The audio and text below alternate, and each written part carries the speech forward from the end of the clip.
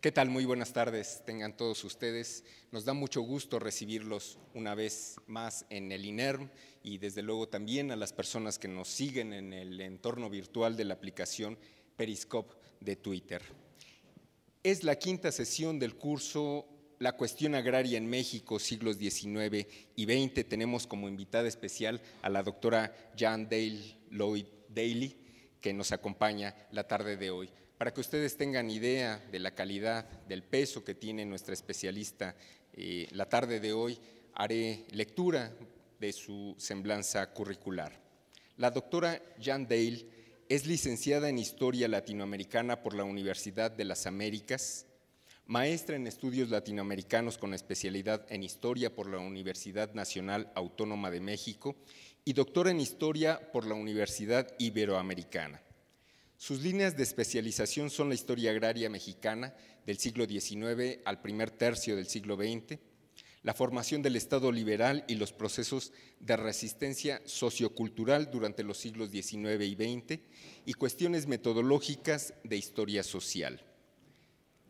De su producción escrita sobresalen los siguientes títulos: El proceso de modernización capitalista en el noroeste de Chihuahua, 1880-1910, publicado por la Ibero en 1987. En coordinación con Laura Pérez Rosales, Paisajes rebeldes, una larga noche de rebelión indígena, también publicado por la Ibero en 1995. 5 ensayos sobre cultura material de rancheros y medieros del noroeste de Chihuahua, 1886-1910, una edición de 2001. En coordinación con Eduardo Mijangos y Marisa Pérez Domínguez, Visiones del Porfiriato, Visiones de México, publicado conjuntamente por la Universidad Iberoamericana y la Michoacana de San Nicolás de Hidalgo en 2004. En coordinación con Laura Pérez Rosales, Proyectos políticos, revueltas populares y represión oficial en México, 1821-1965, una edición de 2010. La tarde de hoy, la doctora Jean-Dale Lloyd va a reflexionar sobre las características y las relaciones entre pueblos, haciendas y ranchos en el siglo XIX. La recibimos con un aplauso. Muchas gracias.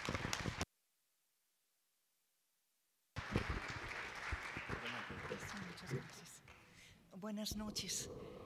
Agradezco mucho esta invitación, esta oportunidad de parte del Instituto de justamente platicarles uno de mis temas favoritos, que es justamente los rancheros y sobre todo los rancheros, el caso específico del noroeste de Chihuahua, que tiene una serie de tradiciones y características muy subgéneres referente a otros tipos de rancheros que hubo, sobre todo surgen y se vuelven un grupo social de suma importancia durante el siglo XIX mexicano, con las reformas liberales, los procesos de desamortización, y también son una de las fuerzas importantes que integran, sobre todo en las zonas norteñas, a lo que es la movilización social de la revolución.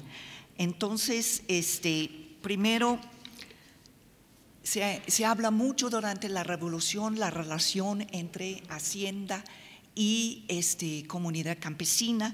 En este caso voy a tratar de hablar más bien de la relación de los rancheros como una entidad, como un grupo social de suma importancia, su relación con la hacienda y su configuración histórica, así como su caracterización. La gran mayoría de los estudios sobre los rancheros han hablado de la individualidad del ranchero, de su interés por el mercado, de su acercamiento al liberalismo capitalista, etcétera. Y yo justamente les voy a hablar de los rancheros comunitarios, de unos rancheros integrados a comunidades a través de una larga historia de convivencia conjunta y sobre todo su caracterización como un grupo distinto de las caracterizaciones que se han hecho para otras partes del país, como la zona de Michoacán o como la zona justamente de Guanajuato o otras regiones, etcétera, donde el ranchero tiene otra forma de vida distinta. Entonces, Para 1906, según las estadísticas gubernamentales, un total de 23.088 pequeñas propiedades fueron creados a partir del proceso de desamortización de los terrenos de las comunidades, beneficiando probablemente a las élites locales, comerciantes y sobre todo rancheros. También estas estadísticas sugieren que en las zonas centrales del México indígena, como Oaxaca, la zona Mazahua, la región Totonaca, parte de los estados de Puebla, Tlaxcala y Guerrero, se conservó el sistema comunal y se mantuvo vigente la tradición colectiva. Ahora bien, para 1910 existían pocos ranchos localizados en los estados de mayor población indígena, donde la tradición comunal estaba muy vigente, lo que permitió una fuerte resistencia al impacto de la desamortización de sus tierras. Esto parece ser el caso de los estados de Tlaxcala, México, Oaxaca, Puebla, los pueblos del Distrito Federal, donde comunidades como Xochimilco, Atizapán, Santo Tomás, Ajusco, etcétera, tenían para estas fechas buena parte de sus propiedades. El historiador Moisés González Navarro calculó que el 40% de los pueblos indígenas del centro sobrevivieron intactos a la desamortización de sus tierras durante este periodo, ¿sí? En ese sentido, tenemos una distribución interesante y número de ranchos para 1910, ¿sí? Chihuahua, el estado de lo cual les voy a hablar, de mis rancheros chihuahuenses, tenía 2.613 y se cuenta entre los estados con más número de rancheros. Durango tiene 2.458, Guanajuato 3.999, Jalisco 6.888, Michoacán 4.138, Nuevo León 2.310, Sinaloa 2.914, Tamaulipas 2.892, Tepic Nayarit 1.699, Veracruz 1.801, ¿sí? Y Zacatecas con 1.382. Lo que se ve aquí es que la zona norteña, ¿sí? En la zona norteña los ranchos son muy significativos dentro de la población general, ¿sí? Y para estas fechas el ranchero y el rancho está claramente establecido en la estructura de la tenencia de la tierra y en la sociedad rural decimonónico, ¿sí? Entonces vamos a pasar a la tipificación del caso del noroeste de Chihuahua para ejemplificar este tipo específico de sociedad ranchera. La formación de las comunidades del noroeste. La gran mayoría de las comunidades del noroeste de Chihuahua fueron dotados desde 1778 con 112.359 hectáreas. 3 comunidades del noroeste fueron fundados durante el periodo colonial como presidios: San Buenaventura, Galeana y Janos. Casas Grandes fue fundado primero como misión franciscano para después ser abandonado y posteriormente restablecido como pueblo en 1778 a través del bando del Caballero de Croix. Ascensión nació en 1873 como colonia militar formado por repatriados mexicanos de la Misilla Nuevo México, aquellos mexicanos que no querían quedar del lado norteamericano después de la intervención y la acaparación del 50% del territorio, afectando sobre todo a los territorios norteños. La región del noroeste de Chihuahua fue una zona de colonización tardía. La presencia en esta región de colonos blancos, mulatos y mestizos fue consecuencia directa de la política novohispana de poblar y colonizar las zonas periféricas de la Nueva España. Después de más de un siglo de intentos fallidos de colonización a través de misiones franciscanos y presidios, el caballero Teodoro de Croix, flamante comandante general y gobernador de las provincias internas de la Nueva España, introdujo nuevas modalidades en las políticas de colonización, destinado a fijar y a arraigar a la población de manera definitiva en la zona. La urgencia de poblar las vastas regiones norteñas se debió en buena medida a la preocupación de la corona española por reafirmar su derecho de dominio sobre el septentrión frente al avance de otros poderes europeos como los franceses, sobre todo a principios del siglo XVIII, cuando iniciaron la exploración y colonización de la cuenca del río del Mississippi, con lo cual, sobre todo, las zonas norteñas van a tener un intenso comercio de la colonización anglosajona y los rusos, quienes desde mediados del siglo XVIII ejercían enormes presiones sobre los límites de la frontera española a través de lo que hoy en día son los estados de Oregon, las Californias, sí, y esta región. Durante buena parte de este siglo, los presidios, haciendas, minas del noroeste, conjuntamente con las misiones franciscanos de Nuevo México, constituían la avanzada de colonización de esta región.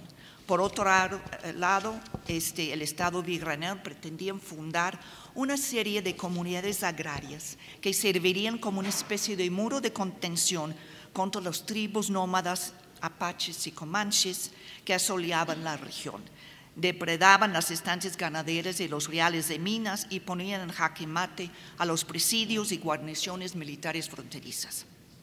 Así, el septentrión fue y es una zona de frontera, de contención geopolítica configurada y condicionado por otredades. Fue también una zona de guerra prolongado, donde el colono español y el mestizo disputaron al indio nómada su territorio. Esa guerra de exterminio contra el nómada marcó profundamente a la sociedad del noroeste, pues configuró prácticas sociales, hábitos, formas de interrelación social y una mentalidad o cosmovisión que caracterizaran a los miembros de esa sociedad durante largo tiempo.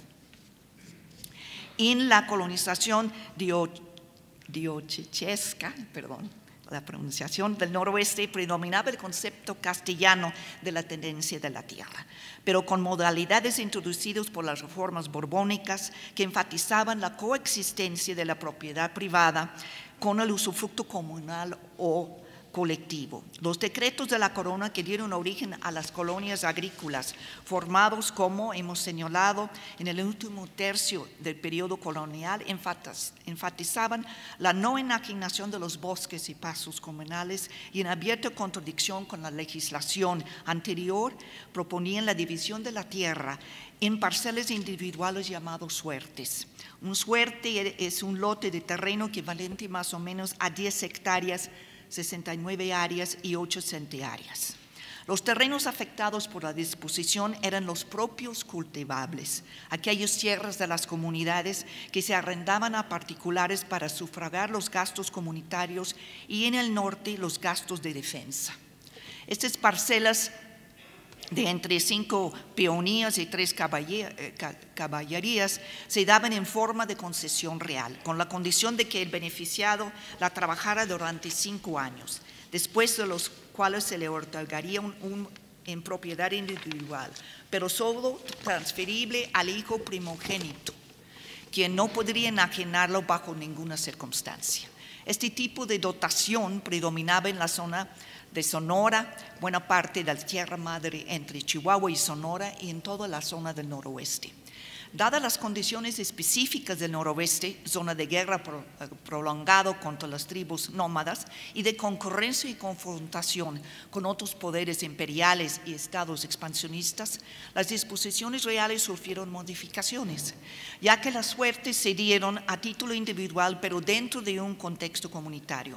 En 1778, por medio del bando de caballeros, del cual se formaron 5 pueblos en el noroeste: Las Cruces, Namiquipa, Galeana, Casas Grandes y Janos, dotados con una extensión total de 12, 350,000 hectáreas cada uno. En esas comunidades se entregaron en títulos individuales a colonos dispuestos a residir y a trabajar sus parcelas durante 10 años consecutivos, pero con la salvedad de que no podían los vecinos dividir, ni aún entre sus herederos legítimos, la suerte o parte de la tierra que se señala, porque siempre se han de mantener en divisas y en una sola persona, ni tampoco podrán enajenarlos en manos muertos, hasta cumplidos los 10 años señalados y previa autorización de la corona. Este tipo de dotación, aunque reconocía la propiedad personal e individual, se hacía dentro de los límites de una organización cooperativa que la regulaba y sostenía. Así, esta forma embrionaria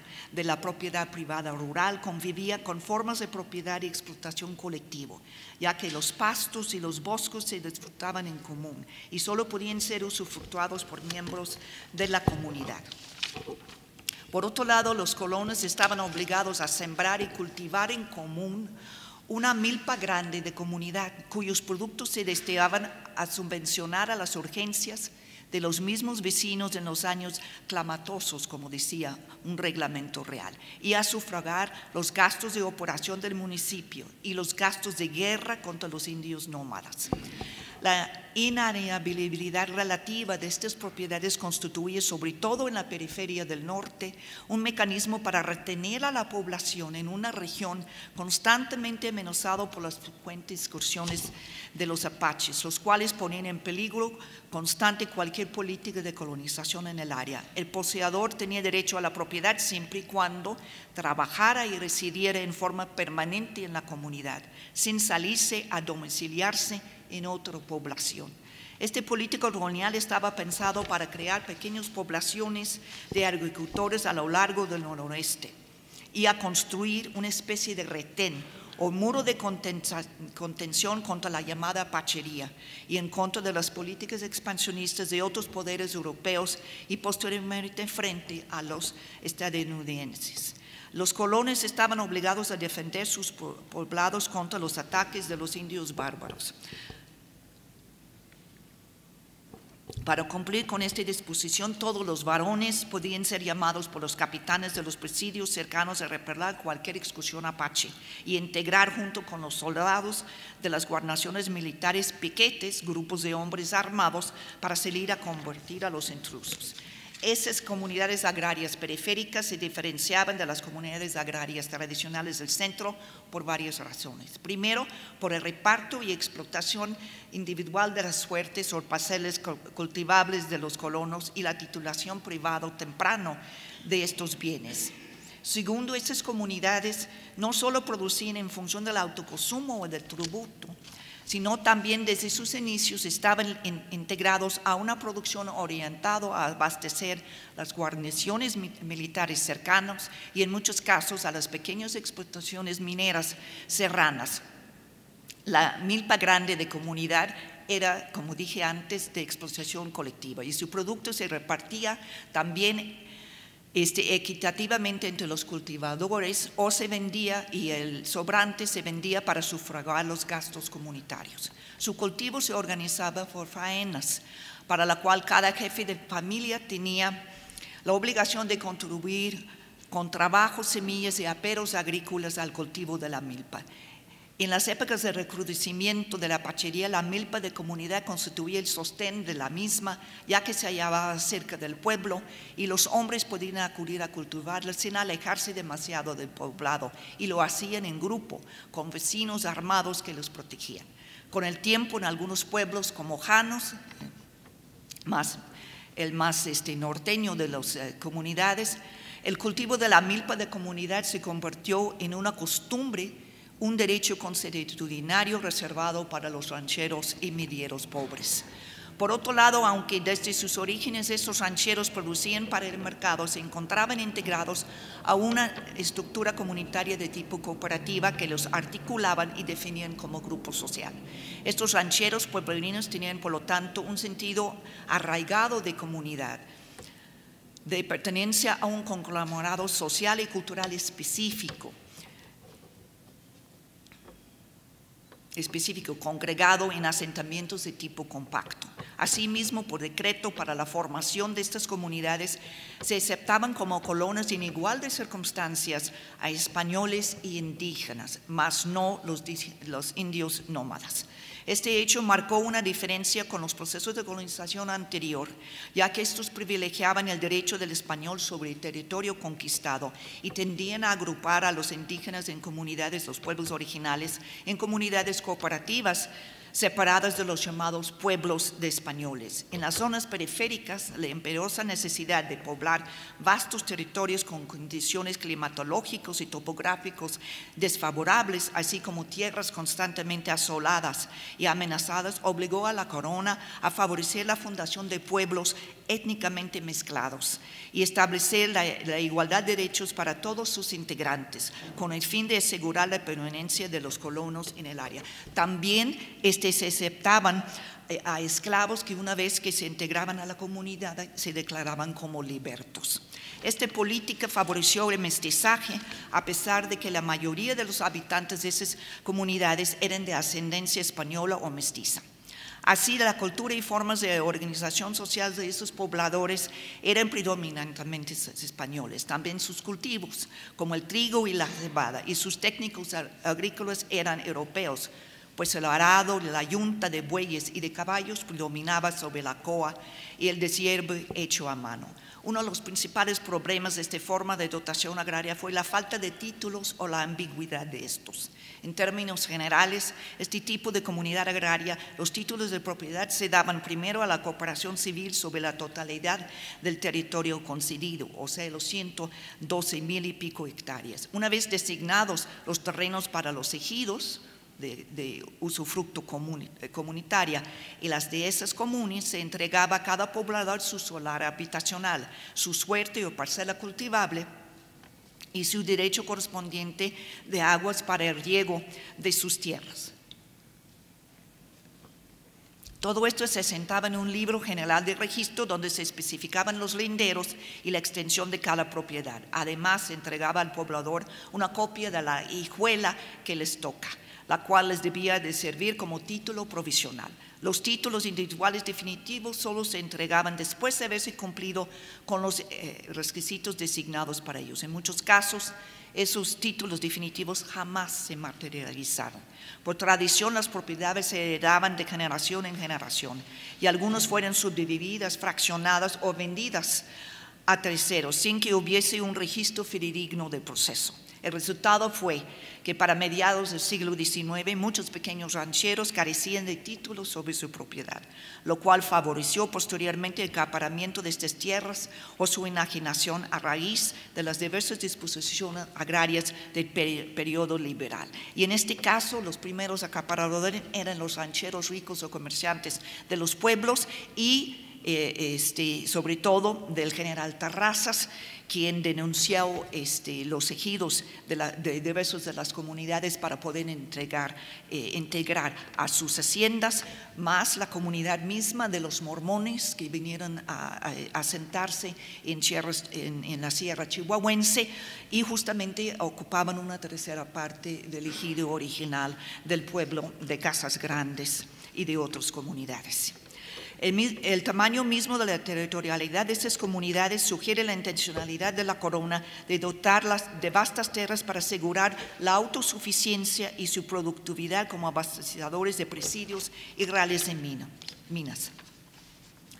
En el caso del noreste se confirma la tesis de Chevalier en el sentido de que el ranchero como grupo social importante data de mediados del siglo XVIII y su figura fue promovida por las políticas borbónicas de colonización y aquellos referentes a la estructura de la tenencia de la tierra, o sea, en términos de una tenencia de la tierra privada. Estos rancheros fronterizos nacieron habituados a la propiedad privada sobre sus terrenos de cultivo, así como usufructo colectivo de los recursos básicos de la comunidad y de los enormes espacios vacíos colindantes. Estos tres elementos constituyeron durante largo tiempo la base de su economía doméstica. Durante el siglo XIX y principios del siglo XX eran pequeños productores agropecuarios autónomos, poseían terrenos de cultivo en la forma de propiedad privada y usufructuaban los espacios colectivos de sus comunidades para el pastoreo de sus ganados. La combinación de estos factores les permitía lograr no solo la subsistencia, sino también desarrollar desde época temprana una lucrativa producción para el mercado regional. Las reformas del periodo liberal permitieron a muchos rancheros ricos, sobre todo, acumular tierras y ensanchar sus propiedades, con lo que se fortalecieron como grupo. En la economía del ranchero del noroeste, el parentesco constituía un recurso social indispensable. La mano de obra familiar era la base de su producción doméstica.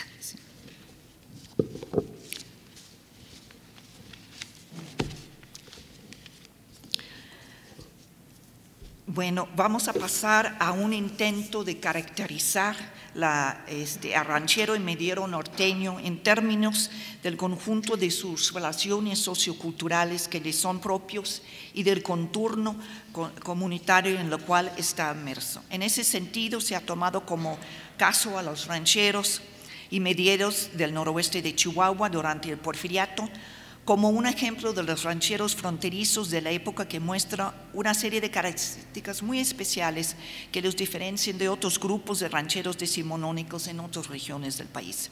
Así, en el contexto específico del noroeste, durante el siglo XIX, entiendo por ranchero lo siguiente: un pequeño agricultor y ganadero rural, pequeño o mediano propietario de parcelas agrícolas, normalmente de riego y pastoreo. Un pequeño productor autónomo que trabaja y administra sus propios bienes. Además de buscar el abastecimiento de la unidad doméstica, participa en pequeña escala en una producción para el mercado regional y hasta internacional. Van a intercambiar sus productos durante todo el siglo XIX a las zonas de las minas en Santa Rosita, en Nuevo México y en Arizona. Además de buscar, opera de acuerdo con los preceptos de cálculo económico y con frecuencia reinvierte su capital en mejorías, semillas mejoradas, canales de irrigación, etcétera. También para remozar sus casas, poner piso firme, comprar el potbelly stove, con lo cual se calentaban las casas durante el invierno, etcétera, y se guisaba el café humeante que siempre estaba frecuente en las casas de los rancheros. Abarata los costos de producción a través de la maximización del capital social de la familia extensa, utilizando casi exclusivamente mano de obra familiar que reclutaba por medio de mecanismos extraeconómicos culturalmente establecidos, como el parentesco, el compadrazgo y la vecindad, la mano vuelta, el tequio, entre otros. Por lo común participaba de una tradición artesanal familiar. Son a la vez carpinteros, herreros, fontaneros, barreteros, etcétera, y vendían su fuerza de trabajo estacionalmente durante periodos que no interferían en sus quehaceres agrícolas. En muchas ocasiones también se dedicaban a la comercialización directa de sus productos y la de sus vecinos a través de la herrería. O sea, tenemos un ranchero que es ranchero, mediero, arriero y pequeño comerciante. Frecuentemente la gran mayoría de estos rancheros habían cursado una educación formal básica llamada las primeras letras de unos 3 años, donde aprendían a saber leer, escribir y hacer cuentas. Cultural y socialmente estaban inmersos en una serie de relaciones de tipo directo, cara a cara, definidos por la familia extensa y la comunidad. Participaban activamente en la vida ceremonial de su comunidad, que giraba en un primer momento alrededor de las fiestas patronales y aquellos que celebraban los ciclos de vida determinados por la escatología religiosa católica, tales como bautismos, matrimonios y funerales. Pero al finales del siglo XIX surge, y son de suma importancia, el protestantismo, sobre todo los presbiterianos, los metodistas, etcétera, que empiezan a establecer misiones en esta zona y en la sierra, y reunían la gente alrededor de lecturas de la Biblia y discusiones también sobre la historia y civismo del país, ¿sí? Los rancheros en estas celebraciones incluían a sus redes de parentesco, compadrazgo y de amistad intracomunitarias, estrechando los lazos con miembros de su misma posición socioeconómica a nivel regional. Poseía un fuerte arraigo comunitario y se definía a sí mismo en función de su matria, su terreno y pueblo mortal. Cuando yo les preguntaba en los años 70, cómo se llamaban, me decían: soy de Casas Grandes, soy de Galeana, soy de Janos. O sea, tienen una noción de ubicación dentro de su terruño. Los rancheros adinerados tendían a casarse con mujeres de familias rancheras acaudaladas de la región para finales del siglo XIX. Por ejemplo, los hermanos Ponce, importantes rancheros y pequeños ganaderos del pueblo de Galeana, dueños también de la compañía molinera La Internacional, cimentaron sus redes sociales a través de provechosos matrimonios y compadrazgos que lo legaban con algunas de las familias rancheras más acaudaladas del área. Santos Ponce se casó con María Quevedo, hermano de Silvestre y Mauro Quevedo de Casas Grandes, quienes poseían terrenos de labor y un rancho ganadero de unas 1.715 hectáreas. El padre de María, Silvestre Quevedo, habría sido jefe político del distrito de Galeana y jefe también de las milicias contra los apaches y presidente municipal de Casas Grandes. Su hermano Lino contrajo nupcias con la hija de Jacobo Anchondo, cuñado del general y hacendado Luis Terrazas, administrador de la hacienda terraceña de San Diego, ranchero e importante pequeño ganadero, dueño de unas 1,000 cabezas de ganado vacuno, según los registros oficiales. El último hermano, Demetrio, se casó con una hija de Francisco Narváez, arriero y uno de los más acaudalados rancheros del pueblo de Galeana. Era común entre los rancheros más adinerados poseer una casa chica con otro cónyuge y hijos, ¿sí? Y seguían, sobre todo esto se hizo especialmente común una vez llegados los mormones, que como ustedes saben en aquella época las razones por las cuales se vinieron a México era justamente la poligamia, para conservar a sus numerosas familias, etcétera, frente a las disposiciones legales en Estados Unidos contra lo que la legislación norteamericana consideraba iba a decir abigeato, no, contra la poligamia. En muchas ocasiones el padre reconocía legalmente su paternidad y registraban a sus hijos en el registro civil municipal. También se comían cualquier hijo de un ranchero podría ir a la casa de la tía y a ir a comer también, y consideraban a sus primos hermanos como sus hermanos, etcétera, y normalmente estrechaban lazos muy importantes en términos de afectividad. El mediero es nomenclatura que utilizaron los habitantes del noroeste chihuahuense para identificar a un pequeño cultivador rural entregado a satisfacer el abasto familiar. Participaba en pequeña escala en el mercado local y regional, vendiendo muchas veces sus propios productos. Por lo común poseía pequeñas extensiones de tierras de temporal, no de riego como los rancheros, y usufructuaba terrenos de pastoreo pertenecientes a los ejidos de los pueblos del área, donde pastoreaban un poco de ganado vacuno, caballar o mular, que poseían alrededor de 5 a 10 cabezas, el cual servía para satisfacer el abasto familiar, leche y derivados, carne, y como fondo de ahorro y como instrumentos de trabajo. En ese sentido, el mediero poseía sus propios medios de producción y instrumentos de trabajo. Para complementar el abasto y el ingreso familiar, tomaba en medianía, de allí el origen de su nombre, tierras de cultivo donde el mediero ponía los instrumentos de trabajo, arado, animales de tiro, aperos, y la mano de obra. El arrendador proporcionaba las semillas de la parcela. La cosecha en especie o en dinero, de acuerdo al arreglo previo o el contrato, por costumbre se dividía en un 50% para cada una de las partes. El mediero, según la tradición, normalmente arrendaba a un ranchero pariente suyo, quien tenía por costumbre la obligación a dar en medianía sus tierras al pariente pobre cuando así lo solicitaba. Era muy mal visto en la comunidad que no facilitaba y ayudaba al mediero cuando así lo solicitaba. El mediero utilizaba en sus tareas agropecuarias solo mano de obra familiar, sobre todo a los parientes de la línea materna. Aquí hay una importante énfasis en toda esta zona sobre la línea materna como la línea principal de estructura de la comunidad. Estaba inmerso en redes sociales basadas en la reciprocidad y la ayuda mutua. Participaba activamente en la vida ceremonial comunitaria, sobre todo la de su barrio, donde las celebraciones rebasaban las redes familiares para unirse con las de la vecindad. Para finales del siglo XIX, los medieros tenían tendencias sociales fuertemente endogámicos, casándose de preferencia con miembros de su propio barrio. Tenemos los rancheros que se casaban con la misma grupo social, pero a nivel regional, y los medieros que se casaban con su mismo grupo social dentro de la propia comunidad.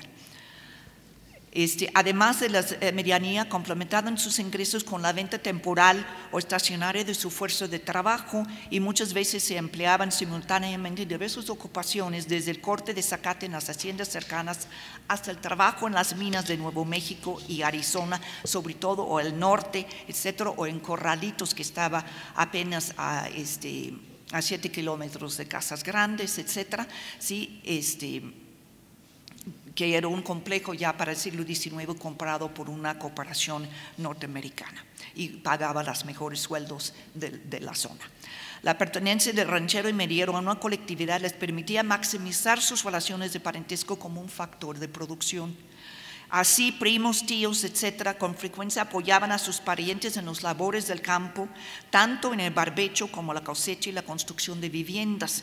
Era costumbre que cuando había que poner un nuevo techo a la casa, etcétera, lo hacían entre todos, y aquel que era beneficiario del techo, etcétera, tenía que darles de comer, y había una celebración justamente de todo donde se invitaba a todo el barrio al final de la construcción. En la mayoría de los casos, los parientes prestaban su trabajo, les daban comida y alojamiento durante la faena si venían desde lejos. Aquel que recibía el préstamo de trabajo tenía la obligación de devolverlo, el favor, cuando así lo requería el pariente. En otros casos, donde la faena requería de varios días de trabajo que pudiera afectar los ingresos de la economía doméstica del prestador de servicios o del pariente solicitante del trabajo, disponía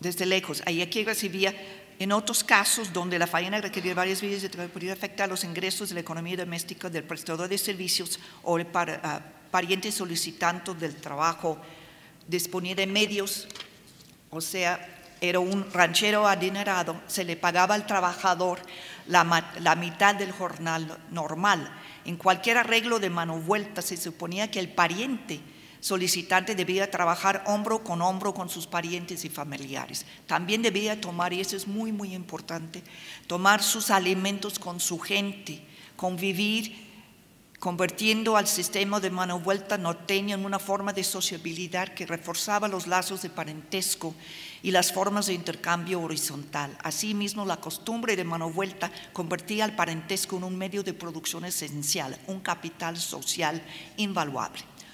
Otro motivo de diferenciación entre un mediero y un ranchero era la noción de actividad predominante. El mediero era aquel sujeto que predominantemente se dedicaba al arrendamiento de tierras para sufragar el gasto. El ranchero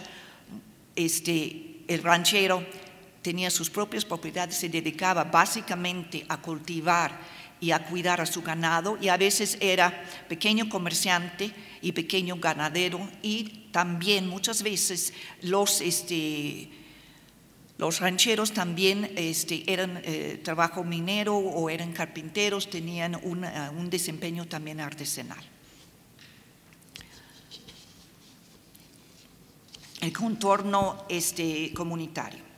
Los del noreste, en contraste con los rancheros de Guanajuato e Hidalgo, no eran rancherías aisladas, sino vivían en comunidades de asentamiento compacto, caracterizados por la proximidad física entre sus habitantes. Las comunidades del noroeste no eran entidades cooperativas cerradas, sino que estaban ligadas a la nación y la sociedad regional a través de múltiples intermediaciones y mecanismos articuladores como la organización política administrativa de las jefas políticas o bien a través del mercado de trabajo y de mercancías configurado por los centros mineros de la sierra entre Chihuahua y Sonora, y como la experiencia laboral transnacional que inclusive introducía a los mineros y rancheros de esta zona en el mercado de trabajo internacional estadounidense. Sí.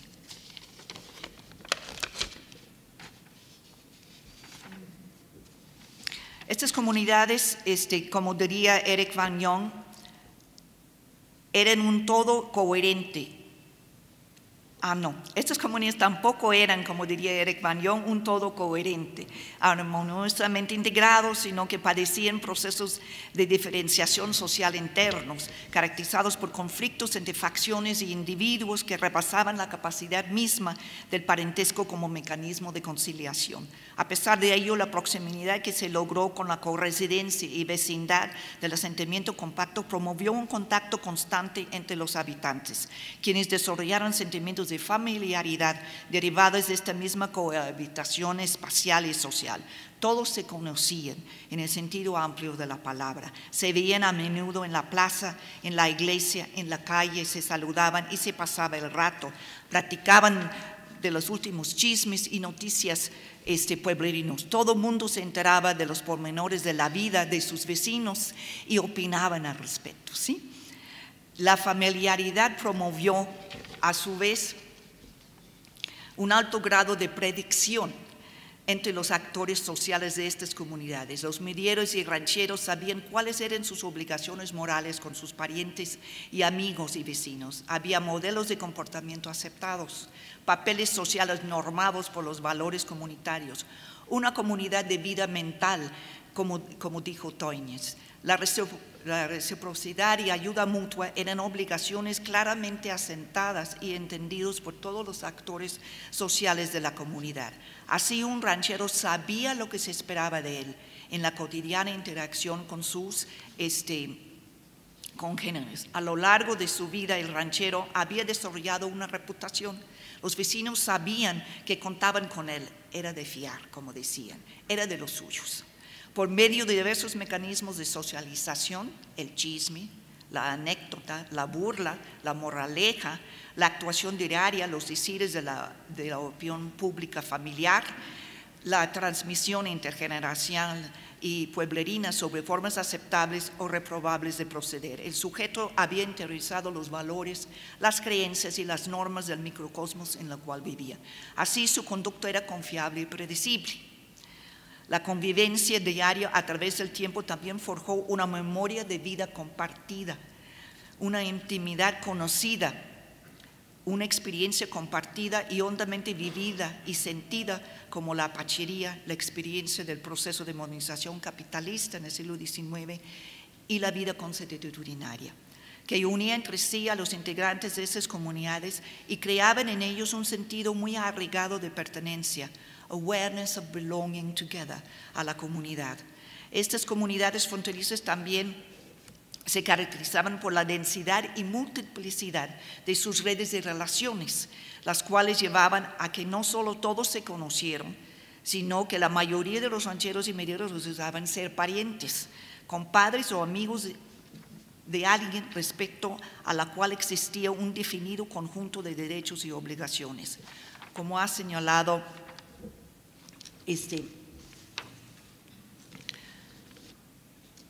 Craig Calhoun, parentesco en la mayoría de las sociedades, la amistad son relaciones identificadas y sancionadas por la opinión pública.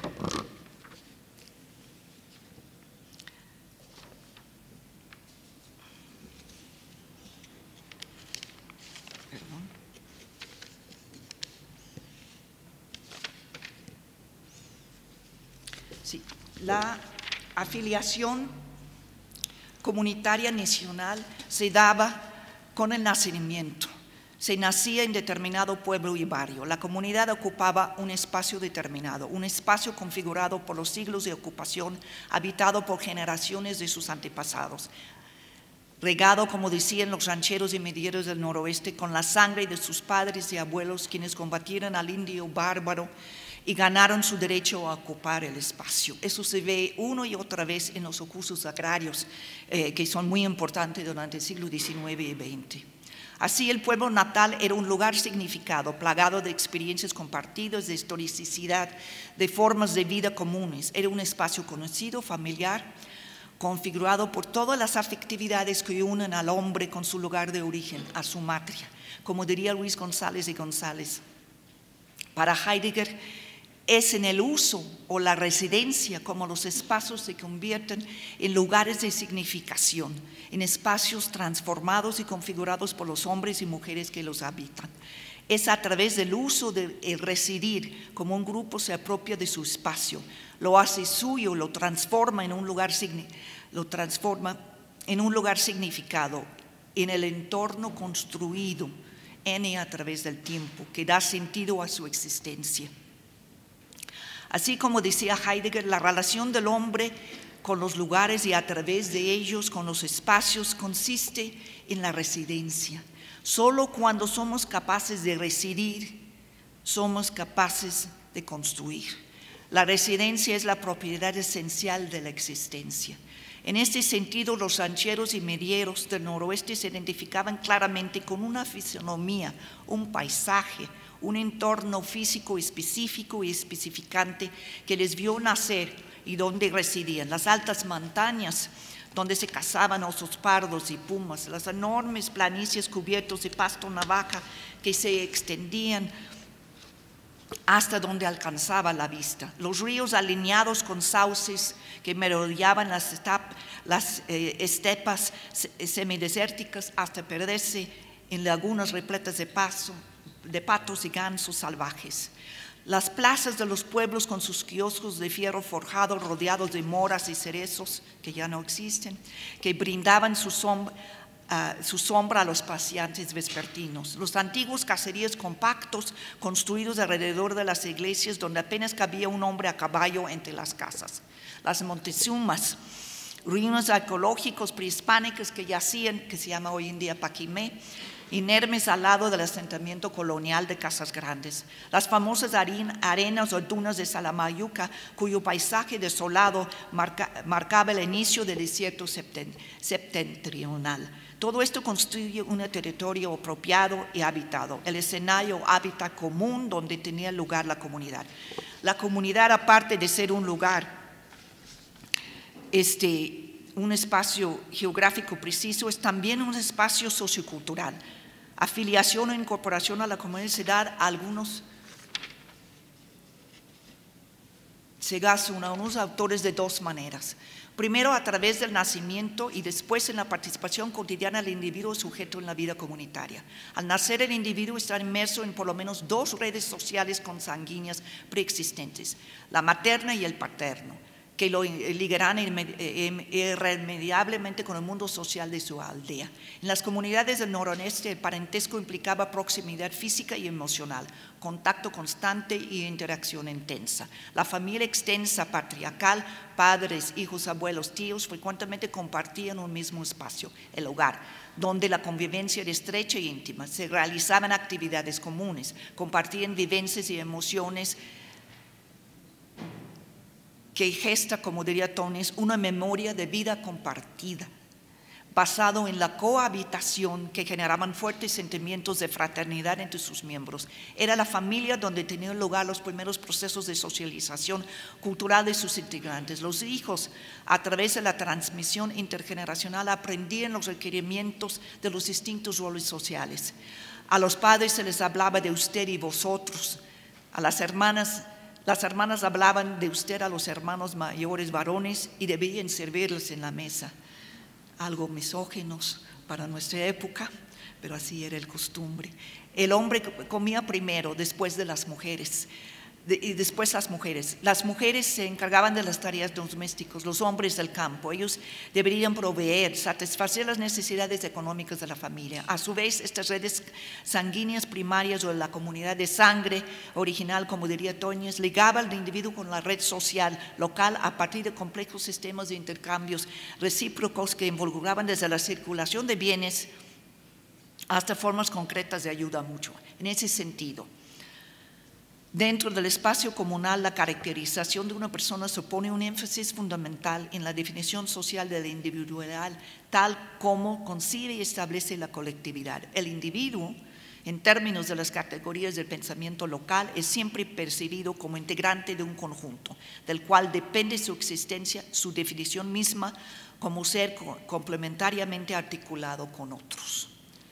Lejos del determinismo, planteamos que el ser social condiciona al individuo y promueve el surgimiento de una identidad que en buena medida reflejará tanto la naturaleza misma de las relaciones básicas como su propia experiencia de vida.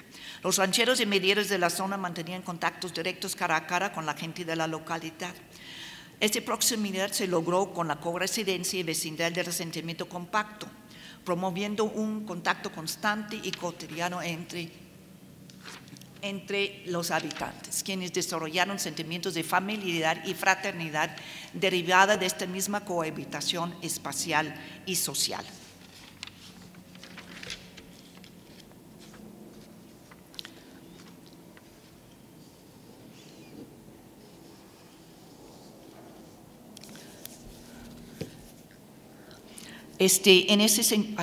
En ese sentido, los rancheros y medieros del noroeste estaban inmersos en una compleja red de relaciones, interrelaciones sociales como la covecindad, la amistad, basado en la afinidad y empatía, el compadrazgo, así como la independencia económica regulado por la mano vuelta, el apoyo mutuo y la medanía.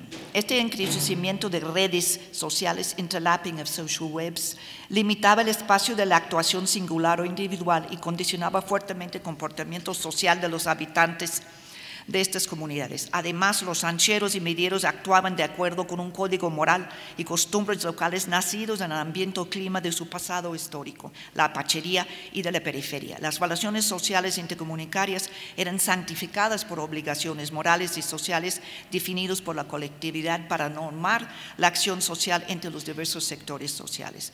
Los valores de reciprocidad y ayuda mutua normaban el comportamiento y se esperaba que el sujeto se adecuara a estas reglas sociales.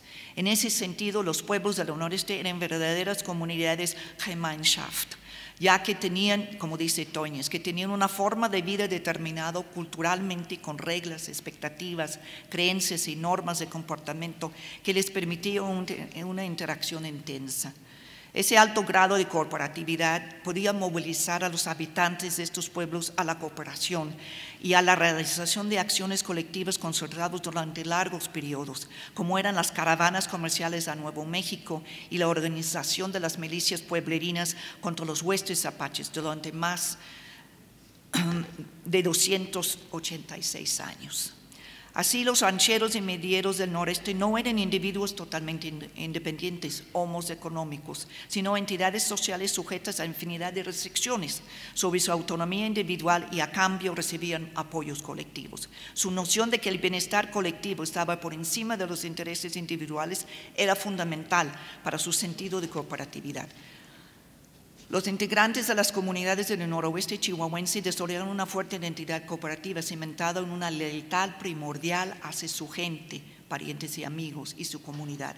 Como señala Eric Van Jong, en México, hasta bastante entrado el siglo XX, es muy probable que el acceso a los medios de subsistencia, a los lazos afectivos y a los bienes espirituales recayera para la mayor parte de la gente sobre su pueblo natal o el de residencia, y eso contribuía a una profunda identificación entre el yo y la comunidad, entre el soy y somos. En ese sentido, la comunidad era un espacio habitado, con una profunda significación para sus integrantes, un espacio plagado de experiencias compartidas y historicidad de formas de vida comunes. Así, la tierra adquiere elementos místicos, se convierte en un lugar cuasi sagrado que simboliza arraigo, compromiso con los míos, pertenencia, terruño, un espacio conocido, familiar, configurado por todas las afectividades que unen al hombre a su lugar de origen, a su matria. La mentalidad de ranchero y mediero, aún después de la revolución comercial del principios del siglo XX, no era del todo capitalista. Todavía estaba sujeto a la normatividad social de su comunidad. En una región de escasez crónica de mano de obra, como era la zona norte fronterizo durante finales del siglo XIX, la mano de vuelta daba ranchero y mediero una ventaja estratégica que muy probablemente le permitía bajar sus costos de producción y competir con cierta ventaja en el mercado regional.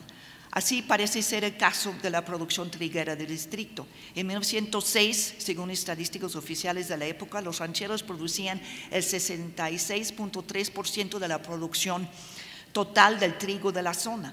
En 1906, el distrito de Galeana era el segundo productor más importante del estado de Chihuahua y según informes del jefe político del distrito, 2/3 partes de la producción triguera estaba destinado a la exportación.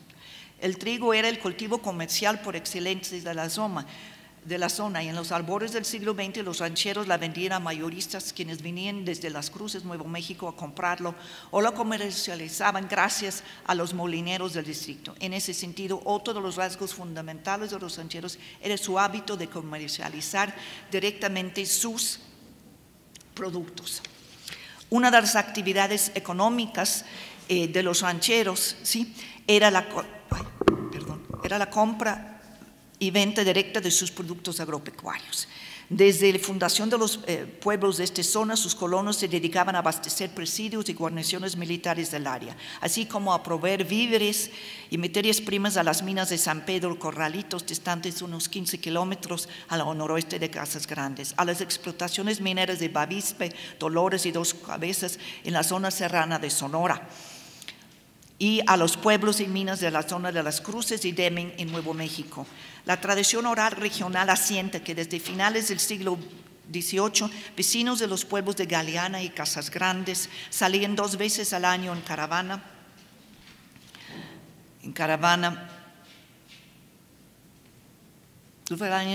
de carretas tirados por bueyes hacia Deming y Las Cruces, Nuevo México. La caravana tardaba entre 3 y 4 semanas para realizar el viaje redondo y las carretas iban cargadas de frijoles, cebada, piloncillo, trigo, maíz, carne seca, nuez, chile, barriles de sotol, resinas de pino, lana de borregos, entre otros productos, para ser vendidos en los centros mineros de Nuevo México y especialmente en los pueblos de Deming, Las Cruces y Columbus. Estas caravanas iban acompañadas por rebaños de ganado vacuno o ovino que se convertían en la dotación de carne fresca para las poblaciones mineras de Nuevo México. Ana Vizcarra de Acosta cuenta que según su abuelita, en los tiempos antes del ferrocarril, lo que se producía se consumía en parte y lo que no se vendía en Deming y Columbus, Nuevo México. Se hacían conductos de bueyes donde mandaban a estas ciudades a vender productos de Galeana y Casas Grandes. Se mandaban reses engordados con rastrojo de maíz o unos 2 o 3 bueyes. Les hacían carne seca que vendían. Mataban a marranos y los echaban a los hoyos de barro para sacarles la manteca. Vendían carne seca, lana de borregos, manteca y otras cosas que se producían aquí en Casas Grandes. Una señora se dedicaba a hacer canastas de vara para llevar las cosas. Ella y sus 4 hijos iban todos en conductas, pasaban allí por Palomas. Antes del ferrocarril, duraba 1 mes para ir a Deming y Columbus. Para proteger a las caravanas, los rancheros iban armados y montados a caballo. Solo así evitaban escaramuzas con los grupos de apaches, chiricahuas, quileños, miembros y comanches que encontraban en su camino. Era más fácil negociar la entrega de unos cuantos reses y algunos barriles de sotol a cambio de un salvoconducto que sufrir las consecuencias de un enfrentamiento armado contra un enemigo muchas veces superior al contingente de los rancheros. El sotol y las reses constituían elementos claves en el delicado intercambio entre los apaches, los llamados apaches, y los rancheros galilenses. Si las bandas de apaches eran numerosos a lo largo del camino a Nuevo México, las ganancias de los rancheros menguaban. De ahí la importancia de la capacidad negociadora de los mismos de los mismos para enfrentar con bravura a los pequeños grupos y ceder lo menos posible ante las exigencias de las bandas grandes. Aún así, las ganancias ameritaban el riesgo, ya que en los centros mineros y poblados de Nuevo México se duplicaban el valor de las mercancías. En confirmación de los testimonios orales, el historiador Bowden afirma que desde 1800 hasta por lo menos 1846, el centro minero de Santa Rita del Cobre, en Nuevo México, con una población de alrededor de 400 almas, en 1837 dependía para comida y mercancías de las caravanas con provisiones que mandaban Casas Grandes y Janos. Además, durante la primera mitad del siglo XIX, cobró importancia la famosa ruta comercial de Santa Fe, que ligaba la zona del noroeste de Chihuahua con la cuenca del Mississippi, y rutas comerciales de los estados norteamericanos de Missouri y Kentucky. Según un historiador alemán, a través de esta ruta fluía un dilatado comercio de pieles procedentes de los estados norteños de Chihuahua, Sonora y Nuevo México. Por otro lado, mercaderes norteamericanos de la zona del río de Mississippi participaban desde 1830 en un activo comercio con las provincias norteñas. Acarreaban productos más de 1000 millas a Chihuahua a través de Paso del Norte. Así, la zona del noroeste constituyó un lugar de paso para las caravanas comerciales procedentes de Estados Unidos y un eslabón importante en el proceso de intercambio chihuahuense con la provincia de Nuevo México. El debilitamiento de los lazos comerciales de la zona fronteriza de México septentrional con el centro del país a partir de 1821 no significó su aislamiento comercial de otras regiones. En todo momento, las caravanas del distrito eran una tarea comunitaria, ya que las diversas familias juntaban sus recursos para llenar las carretas. A cada familia le correspondía el producto de la venta de sus respectivas mercancías y se repartían proporcionalmente entre todos aquellos que participaban, y los gastos se repartían proporcionalmente entre todos aquellos que participaban en la empresa. Era costumbre que cada comunidad organizara su caravana, pero durante los años de mayor actividad guerrera de los tribus apaches, muchas veces los rancheros, sobre todo de Casas Grandes y de Galeana, unían sus esfuerzos para realizar una caravana conjunta. Por lo costoso y peligroso que resultaba la empresa de las caravanas, era poco probable que un solo comerciante ranchero se animara a emprenderlo. Por otro lado, no era raro que 6 o 8 familias emparentadas entre sí decidieron ir a comerciar a Deming y Las Cruces. En estos casos, otros miembros de la comunidad quedaban comprometidos a defender y resguardar a los que se quedaban en los pueblos. A raíz de la guerra entre México y los Estados Unidos y el subsecuente desarrollo comercial de los territorios del suroeste estadounidense, se ampliaron las redes de comercialización y aprovisionamiento y se abrieron nuevos espacios de comercio. Aún así, las caravanas continuaron siendo útiles sistemas de intercambio hasta la llegada a Ciudad Juárez del ferrocarril central mexicano en 1884. A partir de este año, los rancheros de Galeana llevaron sus mercancías hasta la estación de Magdalena, posteriormente Villa Almohada, que está en el desierto, a 85 kilómetros al este de Casas Grandes, donde embarcaban sus productos hacia El Paso y después a Nuevo México y hacia los crecientes mercados del centro del país. Las caravanas eran importantes sistemas de intercambio económico entre el noroeste de Chihuahua y Nuevo México. Por medio de ellos se cimentó una red de comercio y intercambio que perduró a través del tiempo. Además, constituyeron puntos focales del intercambio cultural entre ambas provincias, ya que no se puede transportar productos sin intercambiar los usos de los mismos y sobre todo el contexto cultural que los envuelve, las recetas, las formas de cocimiento, etc. La influencia mutua entre esos dos lugares fue muy importante.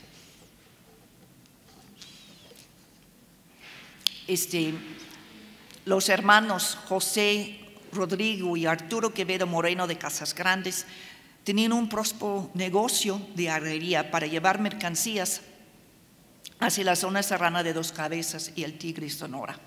Estoy hablando ahora de los rancheros y sus características familiares. Y transportar metales de regreso hacia la estación del tren. Esos acaudalados rancheros poseían carretas, ganado mular y caballar y amplias tierras de labor regados por el río Casas Grandes. Su padre, don José, fundador del próspero negocio familiar, ocupó diversos puestos de toda la administración local. En 2 ocasiones fue presidente municipal. En esta familia la herrería iba de mano con la producción agrícola destinada a surtir la demanda regional de productos agropecuarios. Los Quevedo, junto con su primo José Inés Salazar Quevedo, hijo natural del hermano de su padre, eran los principales arrieros del municipio. Salazar, quien regularmente fletaba mercancías de la sierra, también iba con frecuencia a Las Cruces, Nuevo México, de donde traía productos para las tiendas de la zona minera de Sabenal, cerca de la Ascensión y el pueblo de Janos. Los hermanos Francisco y Juan Fernández, colonos fundadores del pueblo de la Ascensión, eran carreteros.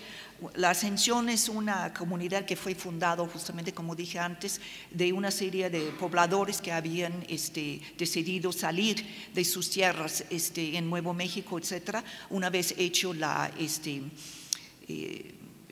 conquista de esta zona fronteriza por parte de los norteamericanos, ¿sí?, y radicar en México. Entonces fueron dotados de una serie de concesiones por parte del gobierno federal, ¿sí? Además de transportar productos agropecuarios hacia la estación del tren más cercano, estos carreteros se dedicaban a comprar productos agrícolas o cosechas enteras a otros rancheros de Janos y a la Ascensión, para revenderlos a la Unión Mercantil, importante empresa comercial de los mormones, con sucursales establecidos en la colonia de Dublán, a unos 12 kilómetros de Casas Grandes, y en la colonia Díaz, a corta distancia de Ascensión.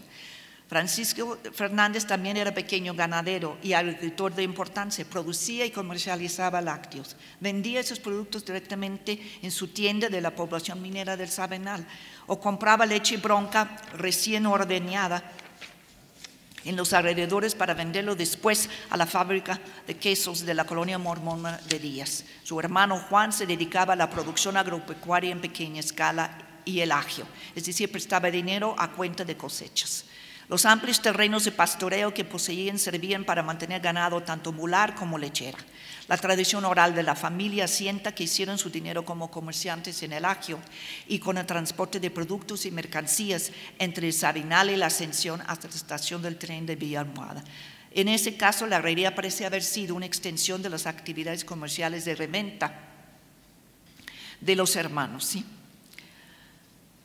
Francisco, en el caso de Galeano, está Francisco Narváez, que era arriero y ranchero, con muchas tierras de sembradío regados por el río de Santa María. Narváez daba sus tierras a medias y tercias. Según relató su hijo, hizo su dinero primero en ampliar su capacidad productiva, ya que en su tienda y como arriero vendía sus mercancías en algunos de los principales centros de la zona, como San Pedro Corralitos, la Fortuna Mining Company, y hacia el sur de Galeano por el río El Carmen y hasta Sonora, donde llevaba sus productos en conductos, trenes o mulas.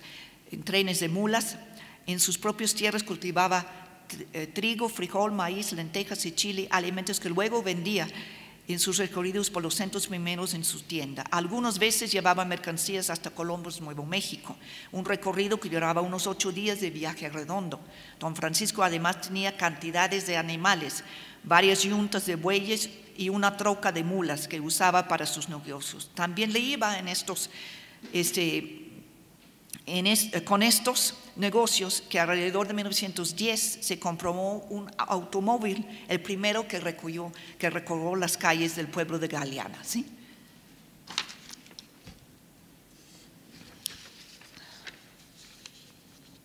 La vida sociocultural de los rancheros. Los rancheros más adinerados, sobre todo en el pueblo de Casas Grandes, ostentaban una vida social diferente al resto de sus congéneres. Según testimonios orales, desde la llegada de Francisco Mateos, comerciante juarense, a la jefatura política del distrito alrededor de 1902, se notó un claro proceso de diferenciación social entre los élites locales configurados, sobre todo por comerciantes rancheros ricos y los demás, y los menepec de los pueblos, la gente pobre.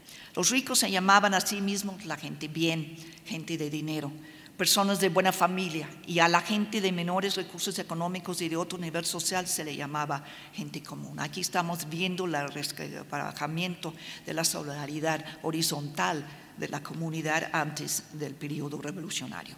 Este fenómeno de polarización social era muy acentuado en Casas Grandes, centro comercial de la zona, y de menor envergadura en los otros 4 municipios del área. El jefe político Mateos organizaba periódicamente sendos bailes formales en el edificio de la escuela, al lado sur de la plaza principal de Casas Grandes. A estos bailes concurría la crema y nata, como decían, de la sociedad real, los principales rancheros y comerciantes de la zona.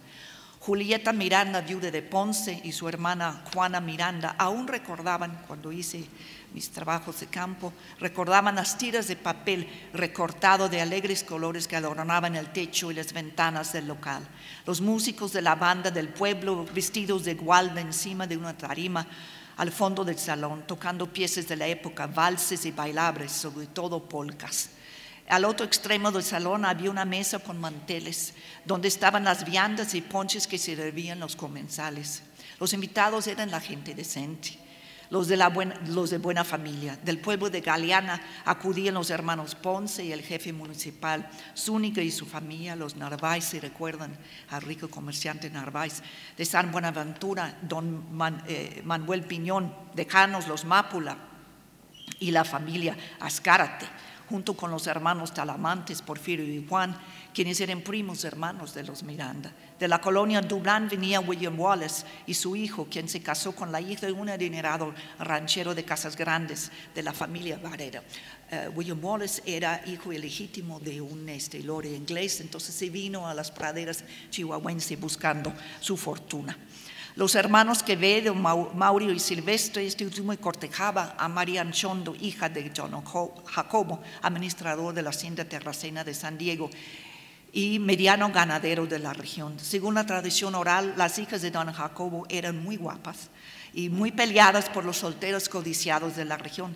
En estos bailes, don Enrique Portillo Chávez, hijo del recaudador de impuestos de Casarán y acaudalado ranchero, cimentó su noviazgo con Josefa Varela, y Timio Ponce, como hijo menor de un ranchero rico, le echó el ojo a la hermana de Juana, Julieta. Los bailes eran formales y todos lucían sus mejores prendas.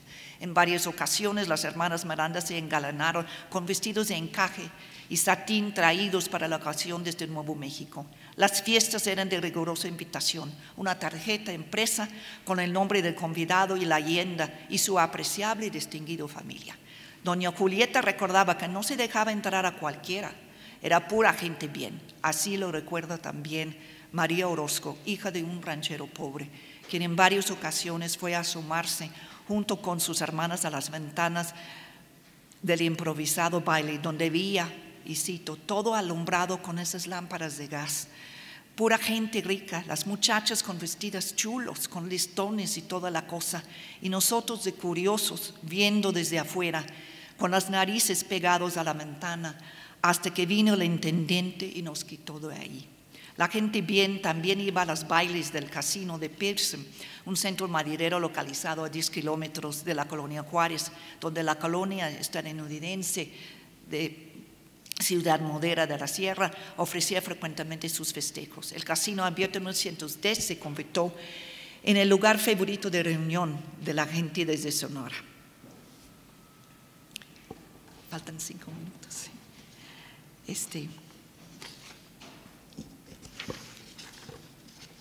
Y bueno, no sé si hay preguntas. Un poco quería que vieran lo que eran las formas de vida, etcétera, de los rancheros. Hay una parte donde hay remozamientos de las propias comunidades a través de poner los kioscos, poner moras y árboles de cerezas en los centros, y donde había una especie de caminata para la gente de bien, donde no se permitía la gente pobre, etcétera, a través de gendarmes que guardaban, que aseguraban que se podían guardar las distancias entre los diversos grupos sociales. Esta es una de las causas principales que se quejaban muchos de los que van a integrar a los huestes magonistas, a lo cual se van a agregar a partir de 1906, 8, 10 y 11, donde van a participar estos rancheros.